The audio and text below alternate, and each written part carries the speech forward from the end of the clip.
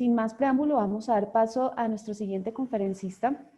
Él nos acompaña desde México. Se trata del doctor Rodrigo del Río. El doctor Rodrigo del Río nos va a hablar, su conferencia se llama Pruebas de Función Pulmonar Avanzadas. Él es neumólogo pediatra, es miembro de ALAT y tiene una especialidad en fisiología respiratoria y laboratorio de función pulmonar. Doctor Rodrigo, muchas gracias por acompañarnos el día de hoy. Bienvenido y bueno, adelante, el espacio es para usted. Muchas gracias a ustedes por la invitación. Es para mí un gusto poder colaborar con la siguiente charla. Muy bien, bueno, pues agradecerles la oportunidad de compartir con ustedes los siguientes 40 o 45 minutos. Nos deja un reto grande nuestro conferencista previo. Excelente charla, felicito a la colega. Y bueno, ahora vamos a hablar de otro tipo de prueba de función respiratoria que complementa a la espirometría. El objetivo de la charla es conocer pruebas diferentes a espirometría, un poquito la fisiología de fondo, la forma en la que se tienen que realizar estas pruebas de manera estandarizada para que tengan buena calidad y de qué manera las podemos incorporar a nuestra práctica cotidiana. Vamos a hacer un breve recordatorio con respecto a la función respiratoria o a la fisiología de la respiración. Vamos a comentar que nosotros tenemos 3 objetivos vitales de la respiración. El primero será aportar oxígeno. El ser humano es un ser aeróbico estricto. En ausencia de oxígeno no puede producir energía bioquímica, que es el ATP. Y bueno, si nosotros tenemos un cese en el suministro de oxígeno a las células a nivel mitocondrial, pues pereceríamos en el corto plazo. Un segundo objetivo vital de la respiración es poder lavar el dióxido de carbono que se produce precisamente como producto de desecho a nivel del ciclo de Krebs. Primer objetivo vital, aportar oxígeno para producir energía. Segundo objetivo vital, deshacernos del producto de desecho que es el dióxido de carbono. Tercer objetivo vital de la respiración, la regulación del equilibrio ácido-base. Prácticamente todas las reacciones enzimáticas de nuestro organismo funcionan de manera óptima a un pH de 7,40. Muy bien, entonces recapitulando, habíamos comentado que tenemos 3 funciones vitales de la respiración: aportar oxígeno, lavar dióxido de carbono, regular el estado ácido-base, que sin estas 3 funciones, bueno, pues no podría ser compatible la vida. Y tenemos algunas funciones accesorias como la fonación. Por ejemplo, para poder dictar esta charla, yo hago una inhalación cercana a capacidad pulmonar total y comienzo a dosificar el aire mientras exhalo al momento que muevo las cuerdas vocales. De esa manera me puedo comunicar con ustedes. Podemos también respirar de manera accesoria con situaciones como el olfato. Si tuviera yo en este momento una bandeja paisa sobre la mesa y quisiera degustar, quizá lo primero que haría sería inspirar a través de la nariz para acercar esos estímulos al bulbo olfatorio y poder decidir si consumo el alimento o no. Algunas otras situaciones, como el momento del parto, una mujer en la sala de parto hace una exhalación máxima, cierra la glotis y hace una contracción de los músculos expiratorios para incrementar la presión intraabdominal. Es decir, la respiración está involucrada prácticamente en funciones vitales y otras que son accesorias pero sumamente cotidianas. Para nosotros poder respirar, bueno, para su estudio podemos dividir esta respiración en diferentes componentes. Un primer componente de la respiración podría ser el control ventilatorio, es decir, a nivel del centro respiratorio estamos monitorizando de manera continua los niveles de oxígeno, de dióxido de carbono, niveles de hidrogeniones para evaluar el estado ácido-base y por lo tanto, bueno, el centro respiratorio está decidiendo de manera autónoma con qué profundidad se contrae el diafragma y a qué frecuencia. Es decir, el sistema nervioso central se comunica con nuestro componente mecánico, el músculo respiratorio por excelencia, como todos lo saben, es el diafragma. La mecánica estaría enfocada a llevar aire fresco desde el medio ambiente hacia el interior del pulmón para tener aire fresco a nivel alveolar que esté disponible para el intercambio de gases. Una vez que nosotros intercambiamos gases en la membrana alveolo-capilar, bueno, el sistema cardiovascular se encargará de transportarlo hacia los tejidos periféricos para que tengamos este oxígeno disponible a nivel de la mitocondria para poder producir energía. Como hemos comentado, tenemos diferentes componentes de la respiración y afortunadamente tenemos pruebas de función pulmonar que nos permiten evaluar cada uno de los componentes de esta respiración. Por ejemplo, si nosotros queremos evaluar el control central de la ventilación, podemos inducir de manera controlada hipoxia al sujeto y mediante un espirómetro estar monitorizando cómo es esta relación entre la desaturación y el incremento del volumen minuto. Sería esperado que un sujeto que está desaturando pues haga contracciones diafragmáticas más profundas y que incremente su frecuencia respiratoria. De la misma manera podemos inducirle hipercapnia de manera controlada y monitorizar de qué manera conforme va subiendo el CO2 pues se va modificando también el volumen minuto. Tenemos pruebas de mecánica pulmonar como la prueba reina con la que todo el mundo estamos familiarizados, que es la espirometría, pero además podemos evaluar el componente mecánico a diferentes niveles con pruebas complementarias. El día de hoy estaremos platicando de la prueba de lavado de nitrógeno que nos va a permitir evaluar la heterogeneidad en la distribución de la ventilación. Tenemos pruebas que evalúan el intercambio de gases, estaremos platicando más adelante de la difusión pulmonar de monóxido de carbono, y finalmente tenemos pruebas integradoras, es decir, nos permite conocer de qué manera está interactuando el sistema nervioso central, con el sistema respiratorio, con el sistema musculoesquelético y el aparato cardiovascular. La prueba más cotidiana en ese sentido pues sería una caminata de 6 minutos o alguna prueba más sofisticada como la prueba de ejercicio cardiopulmonar. ¿Por qué es importante evaluar la función respiratoria? Bueno, tenemos diferentes objetivos de estas pruebas de función pulmonar.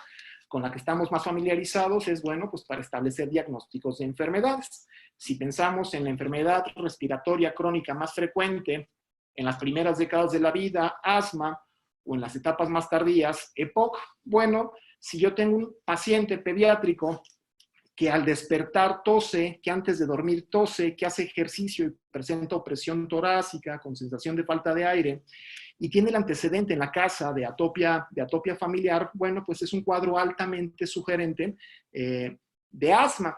Si yo quiero corroborar, documentar y darle una magnitud a esa enfermedad, graduándola como leve, moderada o grave, pues puedo realizar una espirometría. Es decir, las pruebas de función respiratoria nos permiten confirmar sospechas clínicas. Pero una vez que ya tenemos un diagnóstico, lo esperado es que iniciemos un tratamiento. Las pruebas de función pulmonar nos permiten evaluar la respuesta al tratamiento. Si este niño que ya tengo diagnosticado le mando un tratamiento con esteroide tópico inhalado y un beta-2 de acción prolongada, yo esperaría que a las 12 semanas la función pulmonar se hubiera normalizado. Hay patologías como lo es la fibrosis quística, que independientemente del tratamiento, pues tendrá una progresión hacia el deterioro. Las pruebas de función pulmonar nos permiten evaluar la progresión funcional de estas enfermedades crónicas sin tratamientos efectivos disponibles en este momento.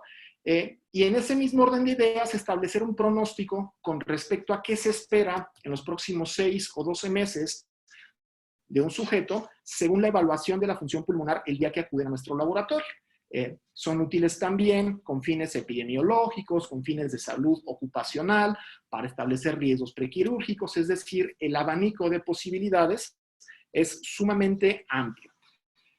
Estaremos hablando a lo largo de las siguientes diapositivas, como lo hemos comentado, de dos pruebas de función respiratoria, que es la prueba de lavado de nitrógeno y la prueba de difusión pulmonar de monóxido de carbono.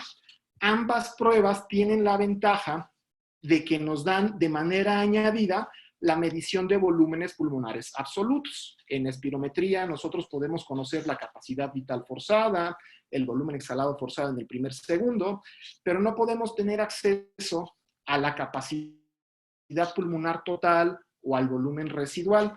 De las pláticas que estaremos charlando, bueno, nos permitirán tener una visión complementaria para conocer los volúmenes absolutos. Y si vamos a hablar de volúmenes absolutos, vale mucho la pena retomar algunos conceptos básicos. El primer concepto que quiero retomar es el concepto de flujo, que la definición muy simplista es el movimiento de un fluido desde un punto A hacia un punto B a través de un gradiente de presión. Es decir, un fluido se va a desplazar de una zona de mayor presión a una zona de menor presión. Nosotros generamos presión negativa intratorácica a través de los músculos de la respiración para que el aire fluya desde el ambiente al interior del pulmón y, por ejemplo, en la espirometría forzada generamos una presión intratorácica muy positiva a través de los músculos expiratorios. Volumen es la cantidad de espacio que ocupa la materia. Si hablamos de volúmenes pulmonares, pues estamos imaginando qué tamaño tiene el pulmón, cuál es la cantidad de aire que permanece al final de una respiración a volumen corriente, etcétera, etcétera. Retomaremos el concepto del espirograma. Muy rápidamente diremos cuáles son los 4 volúmenes y 4 capacidades y para qué nos sirven. Empezaremos con el volumen corriente, es la cantidad de aire que entra y sale en un sujeto que está en reposo y que se está desplazando para estar refrescando el aire alveolar que esté disponible para el intercambio de gases. De aquí hacia arriba tenemos el volumen de reserva inspiratoria, que es la cantidad de aire que va del límite superior de una respiración a volumen corriente y hasta capacidad pulmonar total. Tenemos la reserva expiratoria, que es la cantidad de aire que va del límite inferior de una respiración a volumen corriente y hasta volumen residual. Y tenemos finalmente el volumen residual, que es la cantidad de aire que permanece al interior del pulmón al final de una exhalación máxima y que evita el colapso alveolar. Conociendo los 4 volúmenes, podemos empezar a sumar 2 o más volúmenes para conocer capacidades. Si nosotros sumamos volumen corriente más reserva inspiratoria, tenemos la capacidad inspiratoria. Si sumamos el volumen de reserva expiratoria, el volumen corriente y la reserva inspiratoria, tendremos capacidad vital. Si sumamos los 4 volúmenes, tendremos la capacidad pulmonar total. Y finalmente, si sumamos la reserva expiratoria y el volumen residual, tendremos capacidad residual funcional. Los volúmenes los podemos dividir de diferentes maneras. Por ejemplo, en este momento, lo que está sombreado en color rojo corresponde a la cantidad de aire que permanece al interior del tórax al final de una respiración a volumen corriente o capacidad residual funcional. En este momento, en color azul, tenemos sombreada la máxima cantidad de aire que un sujeto puede desplazar desde una inspiración máxima hasta una exhalación forzada. Es decir, capacidad vital. Si lo hizo de manera rápida, esforzada. Si lo hizo de manera relajada, bueno, será una capacidad vital lenta. Y tomaremos estos puntos como base para poder hablar de la medición de volúmenes pulmonares absolutos.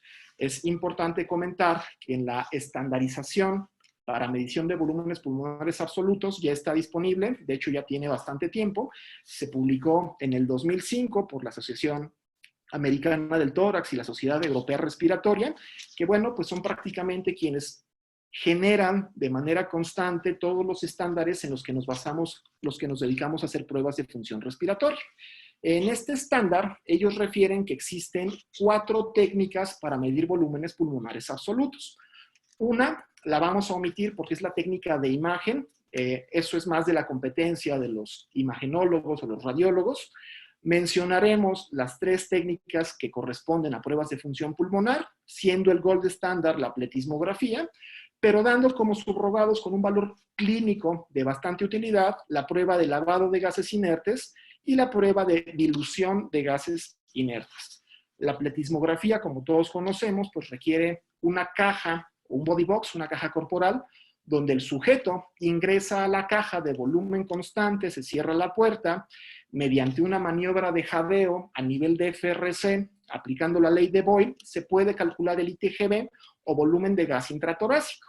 Y a partir de ahí, una vez que nosotros conocemos el volumen de gas intratorácico a nivel de FRC, se complementa la prueba con una espirometría lenta. Retomaré la diapositiva previa. Un pletismógrafo, mediante la ley de Boyle, lo único que mide es FRC o capacidad residual funcional. A partir de ahí, la técnica se complementa con una espirometría lenta. Le pedimos al paciente que haga una maniobra de capacidad inspiratoria. Y si yo al FRC le sumo la capacidad inspiratoria, ya conozco la capacidad pulmonar total. Si yo a la capacidad pulmonar total le resto la capacidad vital, puedo calcular el volumen residual. Es decir, ninguna de las técnicas de medición de volúmenes absolutos realizan mediciones directas de los 4 volúmenes y 4 capacidades, sino que se hace de manera complementaria cálculos matemáticos para poder tener estimaciones que nos permitan tomar decisiones clínicas. Iniciaremos hablando de la prueba de lavado de nitrógeno. Si recordamos, la composición del gas ambiental es básicamente 21% oxígeno, 78% nitrógeno y 0,5% de argón. Si sumamos nos da un 99,5, el 0,5 que nos queda, bueno, pues es un montón de cantidades despreciables de otros gases. Pero si yo les pregunto en este momento, ¿de qué está predominantemente lleno su tórax? En este momento, bueno, pues nuestro tórax está predominantemente lleno de nitrógeno. Y el nitrógeno además es un gas biológicamente inerte. ¿Qué quiere decir? Que ingresa hacia el pulmón, que no tiene una difusión hacia la sangre de los capilares pulmonares y que así como ingresa, se exhala. Entonces, en este momento, mi capacidad residual funcional está compuesta de oxígeno, de nitrógeno, de argón y en menor proporción de dióxido de carbono que viene de las arterias pulmonares. La prueba de lavado de nitrógeno, como su nombre lo indica, consiste básicamente en dar a respirar al sujeto oxígeno al 100% para que entre al pulmón, se mezcle con el gas residente, exhale y respiración a respiración se va a ir lavando el nitrógeno que tenemos contenido hasta que su cantidad sea prácticamente cero. Y ahorita vamos a ver cuáles son los índices que podemos sacar de esta prueba. Al igual que la prueba de espirometría, de DLCO o pletismografía, también existe un consenso ATSRS del 2013 con respecto a la prueba de lavado de gases inertes. Es una prueba relativamente novedosa. Al 2021 se habían publicado 31.745 artículos en PubMed acerca de la espirometría. Por lo tanto, es indiscutible que Espiro es la prueba reina, la más utilizada en distintos ensayos clínicos en práctica cotidiana. Y bueno, poco a poco va ganando auge otras pruebas, por ejemplo, la prueba de DLCO, que al 2021 tiene publicados 3.637 resultados. Y finalmente, el índice de aclaramiento pulmonar de lavado de nitrógeno, bueno, pues apenas va a alcanzar su primer millar de publicaciones. No por eso debemos de despreciarla y es conveniente que conozcamos sobre la prueba. Como les he comentado, la prueba consiste básicamente en conectar al sujeto de estudio a un espirómetro, a un circuito con una fuente de gas, y la fuente de gas es oxígeno al 100%, y un analizador de gases de respuesta rápida. La idea es que cuando el sujeto inhale, jale aire del tanque de oxígeno al 100%, que este aire ingrese al pulmón, se mezcle con el gas residente. Al momento de que el sujeto exhala, el aire se libera hacia el medio ambiente, no sin antes pasar por un analizador de gases de respuesta rápida. El analizador de gases lo que contabiliza es la concentración de nitrógeno exhalado. En la gráfica que tenemos en pantalla, en el recuadro inferior derecho, podemos ver cómo la primera exhalación, bueno, pues el porcentaje de nitrógeno exhalado es prácticamente el mismo que el ambiental, ronda sobre el 78%, y podemos ver cómo respiración a respiración se va lavando el nitrógeno. Dibujamos esta diapositiva como para entenderlo. Vamos a imaginar que el nitrógeno correspondería a una pileta de agua con agua estancada y que nosotros vamos a refrescarla con oxígeno puro. La primera vez que nosotros echamos una cucharada de agua limpia, bueno, pues se mezcla con el agua previamente estancada, pero respiración a respiración, nosotros vamos lavando el nitrógeno previamente presente. ¿Hasta qué momento? Hasta el momento que tenemos una concentración de nitrógeno exhalado inferior a una 40ª o una 40ª parte de la concentración inicial. Si decimos que en números redondos el nitrógeno es el 80%, la prueba termina cuando tengamos 3 respiraciones constantes a una concentración de nitrógeno exhalado inferior al 2%. ¿Para qué nos sirve? Como lo hemos comentado, para conocer volúmenes pulmonares y para hablar de heterogeneidad de la ventilación. ¿A qué nos referimos con heterogeneidad de ventilación? Vamos a decir que un adulto sano tiene aproximadamente 300 millones de alveolos y que a volumen corriente la misma persona inhala 500 mililitros. A veces queremos imaginar que los 500 mililitros se distribuyen de manera simétrica en todos y cada uno de los 300 millones de alveolos, pero la realidad es que ya nos dijo West que la distribución de la ventilación no es homogénea, que tenemos zonas del pulmón que aún de manera fisiológica están mejor ventiladas y zonas peor ventiladas. Es decir, cuando nosotros inhalamos, el aire tiende a ir casi siempre a los mismos espacios. Pero cuando tenemos enfermedades respiratorias crónicas que comprometen principalmente la vía aérea pequeña, esa heterogeneidad se incrementa, es decir, va a haber zonas peor ventiladas con respecto a un sujeto normal. La vía aérea pequeña se le conoce como una zona de silencio pulmonar porque es muy difícil de ser evaluada a través de pruebas convencionales como lo es la espirometría. La prueba de lavado de nitrógeno nos permite detectar cambios sutiles en la vía aérea pequeña cuando todavía no son evidentes en una espirometría forzada. Retomando de qué se trata la prueba, vamos a decir que en este escenario hipotético, cada una de las respiraciones que están sucediendo, el ancho de la columna corresponde a volumen exhalado. Vamos a imaginar que cada una de estas respiraciones es de aproximadamente el volumen de 1 litro. Y, por ejemplo, en esta primera respiración, el sujeto exhaló 78% de nitrógeno. El 78% de 1 litro corresponde a 780 mililitros de nitrógeno puro exhalado. A la segunda respiración exhaló al 60%, 600 mililitros de nitrógeno puro, 40% en la tercera y así de manera sucesiva. ¿Cómo se calculan los volúmenes pulmonares? Es algo muy sencillo.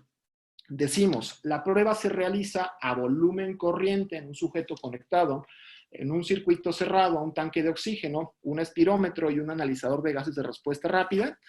Podemos decir que todo el nitrógeno que estaba contenido al interior del tórax al inicio de la prueba era el 78% del FRC.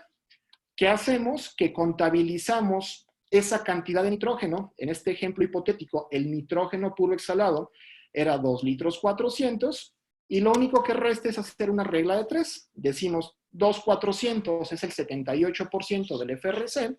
¿Cuánto será el 100%? La respuesta es FRC en este sujeto teórico es de 3 litros 180.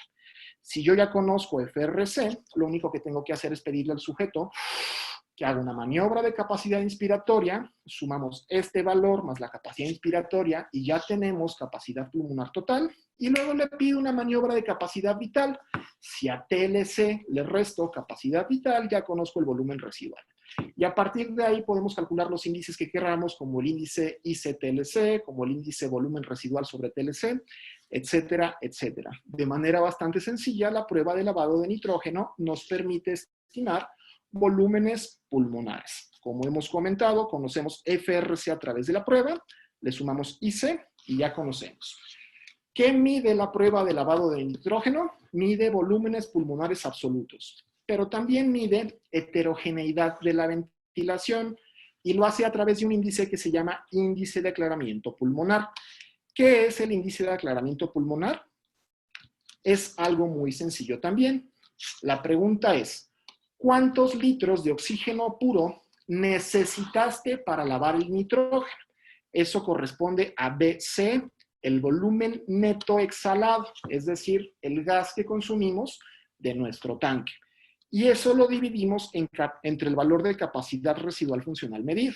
Vamos a ponerle números para que sea más sencillo de entender.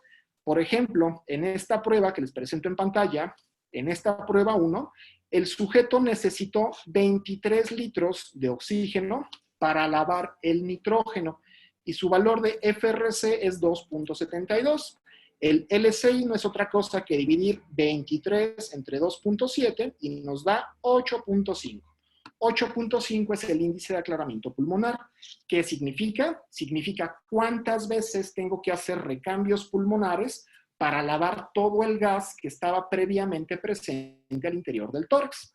Entre menor sea este número, significa que están mejor comunicados los acinos alveolares con la vía aérea. Entre más elevado sea el número, significa que la ventilación es más heterogénea y que tenemos mayor problema a nivel de la vía aérea. ¿Cómo se interpreta? Se interpreta a través de puntos de corte fijos, que es el límite superior de la normalidad. Algo a tomar en cuenta, bueno, pues es que no nada más se puede lavar nitrógeno. Se pueden lavar otros gases inertes como el hexafluoruro de azufre. La resistencia, como ustedes bien saben, depende de la cuarta potencia del radio, de la longitud del conducto y de la viscosidad del fluido. Cambios en la masa molar del gas que estemos lavando impactan en el tiempo que tardemos en lavar. ustedes pueden ver en la parte inferior de la tabla que les presento en la pantalla, que corresponde a los diferentes valores de referencia para el índice de aclaramiento pulmonar. Aquellos que trabajan con hexafluoruro de azufre tienen índices de aclaramiento pulmonar más bajos. Aquellos que trabajan con nitrógeno tienen índices de aclaramiento pulmonar más altos. Algo que también vale mucho la pena rescatar de esta tabla que les presento en pantalla es que podemos ver cómo en las etapas más tempranas de la vida, como puede ser el primer estudio, que corresponde a sujetos de 34 meses de vida, bueno, cuando es más pequeño el sujeto, tiende a tener valores de aclaramiento más altos. Es decir, al momento del nacimiento, la distribución de la ventilación es más heterogénea y conforme va madurando la vía respiratoria, la distribución se torna más homogénea. Conclusión, podemos hacer la prueba de lavado de nitrógeno de manera bastante sencilla porque no requiere la colaboración máxima del sujeto, requiere solamente de respiraciones a volumen corriente. Y a través de esta prueba, si yo tomo los valores de referencia adecuados para la edad y adecuados para el gas que estoy lavando, yo ya puedo saber si mi paciente tiene o no un problema de vía aérea. Al igual que cualquier otra prueba, tenemos criterios de aceptabilidad y de repetibilidad. Por ejemplo, para lavado de nitrógeno necesitamos un FRS estable 30 segundos antes de empezar a lavar, que el patrón respiratorio sea homogéneo, que esté libre de artefactos. En el recuadro que está en la esquina superior izquierda se ve cómo se ve una prueba sin artefactos y los otros 5 recuadros que les presento en pantalla corresponden a maniobras mal hechas porque tuvimos una fuga, se reinhaló del aire ambiente, el sujeto realizó una apnea, etcétera, etcétera. ¿Cómo se interpreta la prueba? Como lo hemos comentado, un índice debe de estar por debajo del límite superior normal y esa es una interpretación transversal. Es decir, yo no conocía al paciente, llegó a mi laboratorio, le hice la prueba y a partir de ese momento lo único que puedo hacer es decir, ¿está normal con respecto a un valor predicho o no? Pero si yo ya tengo un paciente al que le estoy dando seguimiento, por ejemplo, con enfermedad de fibrosis quística, yo le puedo dar seguimiento a lo largo del tiempo con su propio valor conocido. Es decir, un paciente que vino a mi laboratorio hace 3 meses tenía un índice de 7. Si ahora llega con un índice de 8 3 meses después, pues yo voy a decir algo está pasando en la vía aérea pequeña, a pesar de que la espirometría no lo pueda detectar. Y en ese momento podré dar una intervención oportuna. ¿Cómo se evalúan los volúmenes pulmonares? Pues al igual que en el pletismógrafo, una capacidad pulmonar total normal es aquella que está por debajo del límite superior normal y por arriba del límite inferior normal. Si hablamos de porcentajes, esto equivale más o menos a un 80 a 120% del predicho. Diremos que un sujeto tiene una restricción cuando su capacidad pulmonar total calculada sea menor al 80% o al límite inferior normal. Diremos que está hiperinflado cuando tenga una TLC mayor al límite superior normal. Y diremos que tiene un patrón mixto si lo complementamos con una espirometría, como aquella TLC por debajo del 80% y una relación FEB1-FEBC por debajo del límite inferior normal. ¿Qué aplicación clínica le podemos dar? Les voy a mostrar rápidamente 3 estudios en pantalla. Este corresponde a un grupo de sujetos precisamente con fibrosis quística que se les reclutó a todos de manera simultánea y se dio un seguimiento a 1 mes, 3, 6, 9 y 2.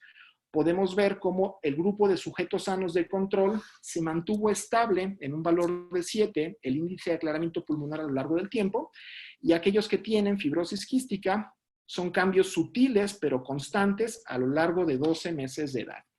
Podemos ver cómo sujetos también conocidos con FQ que tienen alguna infección por algún patógeno conocido como proinflamatorio, como podría ser Pseudomonas o Haemophilus influenza, podemos ver cómo estas infecciones incrementan también el índice de aclaramiento pulmonar y podemos ver finalmente cómo intervenciones terapéuticas como la nebulización con solución salina hipertónica pueden producir cambios hacia la mejoría. Aquí tenemos en el panel izquierdo sujetos que al momento de reclutar, este era su valor de índice de aclaramiento, se nebulizan de manera rutinaria 2 veces al día con solución salina hipertónica y a las 48 semanas de seguimiento podemos ver cómo mejoró su índice de aclaramiento. Se suspende el tratamiento y podemos ver cómo regresan al valor previamente medido. Es decir, la prueba es una prueba que ya está disponible, que ya está estandarizada y que nos permite evaluar a pacientes muy específicos cuando la espirometría no es lo suficientemente sensible. Dejando de lado el tema mecánico, o sea, dejando de lado ya la distribución de la ventilación y los volúmenes pulmonares absolutos, nos vamos a enfocar a otro de los componentes de la respiración, que es el intercambio de gases. Nosotros intercambiamos gases de manera bastante eficiente desde el punto de vista energético porque lo hacemos a través de un proceso que se llama difusión pasiva. ¿Qué quiere decir? Pues que una molécula va a fluir de un punto A a un punto B a través de un gradiente de presión, pero sin el consumo de ATP. El punto A, pues clásicamente es el saco alveolar, el punto B son los capilares pulmonares, y dado que el aire fresco que estamos respirando tiene altas concentraciones de oxígeno en comparación con la sangre capilar, pues el oxígeno va a fluir del alveolo al capilar. Y viceversa, la sangre de las arterias pulmonares tiene alta concentración de dióxido de carbono que va a fluir hacia el aire fresco que está a nivel alveolar. Todo esto, bueno, pues depende de una ley que se llama ley de Fick. La ley de Fick dice que la difusión es directamente proporcional a la superficie de contacto, es decir, que si yo tengo dos pulmones que en promedio miden 70 metros cuadrados, voy a difundir más que si solamente tengo un pulmón o 35 metros cuadrados de superficie de intercambio. La difusión también es directamente proporcional al gradiente de presión, es decir, entre más grande sea la diferencia entre el punto A y el punto B, más fácilmente difundo. ¿Qué quiere decir? Que si me ponen oxígeno suplementario en este momento, voy a difundir mucho mejor que si estoy respirando aire ambiente, o que si estoy a nivel del mar, voy a difundir mucho mejor que si estoy en la cima del Everest. Entre mayor sea el gradiente de concentración entre el punto A y punto B, mejor la difusión. Y el tercer componente de la ley de Fick dice que la difusión es inversamente proporcional al grosor de la membrana, que quiere decir que si yo tengo edema agudo pulmonar o tengo una afección intersticial y la membrana está engrosada, bueno, pues va a estar castigado el intercambio de gases. Tenemos diferentes factores, tanto estructurales como funcionales, que van a influir en este intercambio de gases, y los podemos resumir de manera clínica, por ejemplo, en la diapositiva que les presento, donde un alveolo colapsado por atelectasia, pues nos disminuye la superficie de contacto, castiga el intercambio, el engrosamiento de los alveolos, como una alveolitis alérgica extrínseca, castiga el intercambio, la consolidación del parénquima pulmonar por la sustitución del espacio aéreo por líquido inflamatorio, como es una neumonía, castiga el intercambio, problemas de edema a nivel intersticial castigan el intercambio, y la destrucción de la membrana alveolo capilar, como del enfisema o en EPOC, castigan el intercambio. Todas estas situaciones pues, pueden ser evaluadas a través de una prueba de difusión. La prueba que más cotidianamente hacemos pues, es una simple y sencilla oximetría. A través del oxímetro podemos darnos una idea más o menos buena de dónde estamos parados, de manera un poquito más sofisticada a través de gases arteriales, y de manera mucho más precisa a través de una prueba de difusión pulmonar de monóxido de carbono. Al igual que espirometría tuvo una actualización en 2019, la prueba de DLCO, bueno, fue actualizada en el 2017. Tenemos nuevos estándares y comentaremos algunos detalles más adelante con respecto a aceptabilidad y repetibilidad. La prueba de DLCO tiene utilidad tanto en enfermedades obstructivas como restrictivas, además de enfermedades de la vasculatura pulmonar y evaluación del riesgo prequirúrgico. Para hacer esta prueba requerimos nuevamente un espirómetro, un analizador de gases de respuesta rápida y un gas de prueba. El gas de prueba, bueno, pues es radicalmente diferente al de la prueba anterior. La prueba anterior trabajábamos exclusivamente con oxígeno. Ahora, en esta prueba se trabaja con una mezcla que tiene monóxido de carbono, el 0.3%, un gas inerte, que puede ser típicamente helio o metano, aunque algunos equipos usan neón, que tiene oxígeno al 21% y que está balanceada la mezcla con nitrógeno. ¿En qué consiste la prueba? Es muy sencillo. Vamos a suponer que al inicio de la prueba el pulmón del paciente está inflado con aire ambiente. Tenemos un tanque de gas lleno de helio, de monóxido, de nitrógeno y de oxígeno, y que le vamos a pedir al sujeto que llene los pulmones con esta mezcla de gases. Los dos principales gases para esta prueba son el monóxido y el helio. Vamos a ver el espirograma de la prueba. En esta prueba se le pide al sujeto que respire a volumen corriente. Se le pide al sujeto que respire a volumen corriente. Una vez que la respiración es estable, se le pide que vacíe la máxima cantidad de aire del pulmón, es decir, que se vaya hasta volumen residual. Y en este punto se le pide que infle el pulmón con la mezcla de gases. Una vez que tiene el pulmón lleno de la mezcla de gases, se le pide un tiempo de apnea de 10 segundos y a partir de ahí se le pide que nos regrese la mezcla. Recapitulamos, respira aire ambiente, saca todo el aire ambiente que puede, se infla con el tanque, aguanta la respiración 10 segundos y exhala. A partir de ahí, bueno, pues esos 10 segundos de apnea sirven para que la mezcla se distribuya lo más homogéneamente posible a lo largo del pulmón. Podemos inferir de este gráfico que la mezcla de gases corresponde a capacidad vital. Aquí tenemos una capacidad vital inspiratoria y aquí abajo se quedó el volumen residual. La prueba se llama dilución de gas inerte. ¿Por qué se llama dilución? Porque el helio del tanque se diluye con el volumen residual del paciente. Y a través de esto podemos estimar el volumen pulmonar. ¿De qué manera?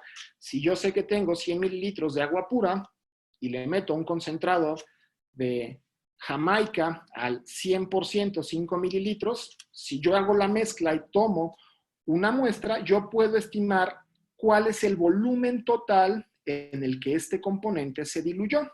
En la prueba de DLCO medimos capacidad pulmonar total a través de dilución de un gas inerte. Lo complementamos con una espirometría lenta y ya conocemos todos los volúmenes y capacidades. ¿Para qué sirve el helio? Sirve para contabilizar volúmenes pulmonares. ¿Para qué sirve el monóxido? Vamos a decir de manera muy simplista que si yo le doy 100 moléculas de monóxido al sujeto a respirar y me regresa 70, las 30 que me faltan, pues tuvieron que difundir la membrana alveolo capilar. ¿De qué nos habla esta prueba? Nos habla de volúmenes absolutos y de intercambio de gases a nivel de la membrana alveolo capilar. Como cualquier otra prueba, tenemos criterios de aceptabilidad y repetibilidad. Está señalado en rojo los cambios más significativos durante 2017, en el que, por ejemplo, el volumen de gas inspirado tiene que ser por lo menos el 90% de la capacidad vital conocida. ¿Y cuál es la capacidad vital conocida? La que se midió en la espirometría previa a la DLCO. Es decir, para poder hacer DLCO, previamente tuvimos que tener una espirometría de buena calidad. De esa espiro tomamos el valor de la capacidad vital forzada y lo tomaremos como un criterio de calidad para la prueba, sabiendo que si el sujeto se infló del tanque por lo menos con el 90% de esta capacidad vital, la prueba está bien hecha.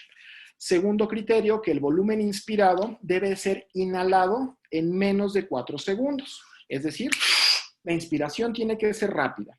¿Por qué? Porque el tiempo de apnea se comienza a contar desde el primer tercio inspiratorio. Si el sujeto inhala muy lento, estamos desperdiciando tiempo para intercambiar y por lo tanto la prueba saldrá falsamente disminuida. El tiempo de apnea deberá de ser de 10 más menos 2 segundos, libres de fugas, Müller o Valsalva, y la recolección de la muestra para analizar, es decir, una vez que el sujeto exhala y el equipo analiza, debe de suceder en menos de 4 segundos. Para esta prueba se califica maniobra por maniobra, a diferencia de la espirometría, que una espiro calidad A es aquella que tiene 3 maniobras aceptables y repetibles. Aquí cada maniobra se le da un grado de calidad. Por ejemplo, una maniobra calidad A es aquella que tenga un volumen inspirado mayor al 90% del predicho, con un tiempo de apnea de 10 más menos 2 segundos y con un tiempo de muestreo menor a 4 segundos. ¿Cuándo podemos terminar la prueba de DLCO? Cuando tenemos 2 maniobras calidad A. Si ya tenemos 2 maniobras calidad A, decimos que son repetibles porque tenemos menos de 2 unidades de DLCO. 2 unidades si es que lo estamos midiendo en mililitro, minuto, milímetro de mercurio, pero si nosotros estamos expresando en milimol, minuto, kilopascal, 0.67 es el criterio de repetibilidad. Al igual que en espirometría o lavado de nitrógeno, tenemos la posibilidad de presencia de artefactos. En el panel izquierdo estamos viendo el volumen tiempo. En el panel derecho estamos viendo la concentración de gas contra el tiempo. Es decir, el equipo puede graficar en tiempo real tanto volúmenes desplazados como la masa molar del gas, dibujada en verde, o el monóxido de carbono, dibujado en color morado. Los artefactos se tienen que visualizar en ambos gráficos. Por ejemplo, aquí el sujeto inhaló y soltó. Aquí hizo una pausa en la inspiración y reinhaló. Aquí tuvimos una fuga en la exhalación. En el gráfico de concentración de gas contra el tiempo, podemos identificar tanto fugas a la inspiración como fugas a la exhalación. Y así, bueno, pues como les estamos presentando en la pantalla es como se ve el reporte de DLCO. ¿Cómo se interpreta la difusión pulmonar de monóxido de carbono? Un valor normal es aquel mayor al 80% y menor del 120% si lo queremos expresar en porcentajes, o mayor al límite inferior y menor que el límite superior. Hay entidades patológicas que nos incrementan el intercambio de gases, como lo veremos más adelante. Si el sujeto tiene una disminución de la difusión, le podemos dar una graduación a la gravedad. Se considera una disminución leve, aquella que está entre el 60 y el 80%, moderada del 40 al 59% y grave por debajo de 40%. La traducción clínica sería algo así como que en una disminución grave de la difusión podemos presentar desaturación tanto en reposo como en ejercicio. En una disminución moderada, quizás saturamos bien en reposo, pero con el ejercicio desaturamos. Y con una disminución leve podemos incluso tener pruebas de ejercicio submáximo sin presentar desaturación. ¿Qué entidades clínicas pueden elevar la difusión pulmonar? Bueno, pues el hecho de que tengamos poliglobulia. Como recordamos, el monóxido se une exactamente al mismo sitio de unión que el oxígeno a nivel de la hemoglobina. Si yo tengo muchos glóbulos rojos, bueno, pues tendré mayor transporte y por lo tanto mayor difusión. Si los alveolos están llenos de glóbulos rojos en una hemorragia pulmonar, pues el monóxido ni siquiera tiene que difundir, sino que se va a unir a nivel del glóbulo rojo presente en el alveolo. Las hemorragias pulmonares incrementan el DLCO, cortocircuitos de izquierda a derecha, pacientes obesos graves, pacientes con crisis asmáticas o exposición a altitud. Si el DLCO está bajo y el espiro está normal, nos podemos estar enfrentando a una anemia, alguna afección intersticial en etapas iniciales. No nos vamos a detener mucho más en los diferentes escenarios porque se los presento en este algoritmo de diagnóstico que nos da también ATSRS. ATSRS nos dice que la prueba madre para cualquier paciente tiene que ser forzosamente una espirometría. Y a través de la espirometría podemos clasificar a los pacientes entre aquellos que parecen tener enfermedades obstructivas o aquellos que parecen tener enfermedades restrictivas. Por ejemplo, una relación FeB1-FbC baja nos habla de obstrucción. Si tenemos una obstrucción, pero con una capacidad pulmonar total normal, pues solamente está obstruido, y si la DLCO está normal, pues estamos ante un escenario probablemente de asma o bronquitis crónica. Pero si tenemos exactamente el mismo escenario de un sujeto con una relación FeB1-FbC baja, con una TLC normal, pero DLCO bajo, es decir, está afectada la vía aérea, porque tenemos FeB1-FbC bajo, y además está afectado el intercambio, bueno, pues estamos en el escenario de un paciente con enfisema o EPOC. Y de manera similar, pues nosotros podemos ir evaluando con 3 pruebas muy básicas. ¿Cuáles son las 3 pruebas básicas? Una espirometría, una medición de volúmenes pulmonares absolutos o capacidad pulmonar total, que nos la puede dar el pleptismógrafo, la prueba de DLCO o la prueba de lavado de nitrógeno, complementada con una prueba de intercambio de gases. Y si seguimos los algoritmos, podremos clasificar a pacientes normales, aquellos que padecen enfermedades vasculares pulmonares, problemas de la caja torácica o enfermedad neuromuscular, afecciones del parénquima como neumonitis o fibrosis pulmonar idiopática, o enfermedades de la vía aérea. No nos alcanzaría el tiempo para hablar con mucho más detalle de cada una de las pruebas, pero bueno, el objetivo era conocer una prueba poco conocida como es lavado de nitrógeno y recapitular e invitarlos a familiarizarse o usar de manera más cotidiana la prueba de DLCO. Con esto concluimos la charla y quedo a sus órdenes para cualquier aclaración. Muchas gracias.